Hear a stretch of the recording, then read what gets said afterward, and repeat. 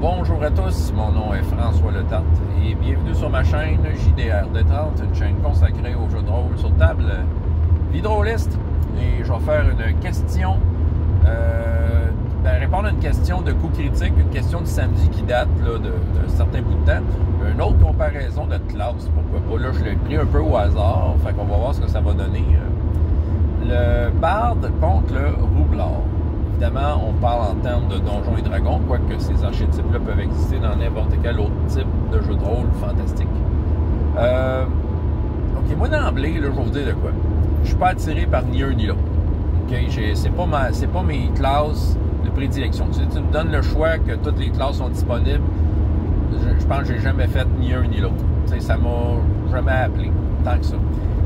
Il y en a même qui disent « Ah ouais, toi, dans la vraie vie, t'es musicien, hein, t'es genre de barde. » Puis tu sais, ils s'imaginent que j'aurais le goût de jouer un barde dans du jeu de rôle. Puis non, vraiment pas, sérieux. C'est ça qui arrive. T'sais, le jeu de rôle, c'est un peu, pour moi, pour bien du monde qui m'écoute présentement, hein, c'est comme un échappatoire. Puis des fois, c'est d'être la personne que tu ne peux pas être dans la vie. C'est un fantasme de ce que tu peux pas être.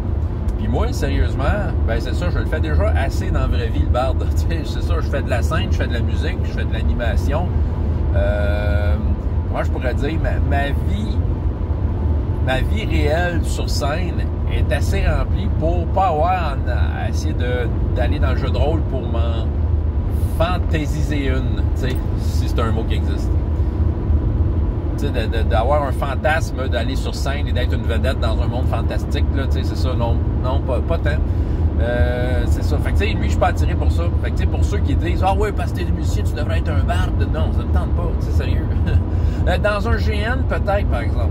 Dans un GN, parce que, tu sais, je veux dire, je n'ai pas fait beaucoup de GN dans ma vie. Pour vous dire, je ne pas tant GN. Mais, tu sais, je dirais pas non une fois de temps en temps. Mes enfants vieillissent, puis je regardais ça peut-être, d'en faire avec eux autres. Fait que clairement, je vais utiliser un talent de ma vraie vie, là. C'est ça, je peux pas prétendre être autre chose. Je pense pas m'entraîner à l'épée en mousse. Je pense pas que j'aurais du fun à contre du monde qui s'entraîne pour vrai, là. Mais pourtant, je suis capable de jouer de la musique. Ce qui est quelque chose que c'est pas tout le monde qui fait. Fait que, dans le fond, oui, là, dans un GN, oui, un barde, ça va parce que je le ferais dans la vraie vie. Puis, puis il y a le côté vrai. Tu joues la musique pour de vrai. T'es pas là à rouler un dé. Ah, t'as fait un beau jet de performance. Non, gars, je vais t'en jouer ta tune. Ça, par contre, c'est ça. Ça va m'attirer plus parce que ça correspond à ce que je fais dans la vraie vie et ce que j'aime faire dans la vraie vie. Là, donc, voilà. Mais c'est ça. Quand même, le barde, je trouve ça intéressant d'en avoir un dans le groupe quand je suis meneur de jeu.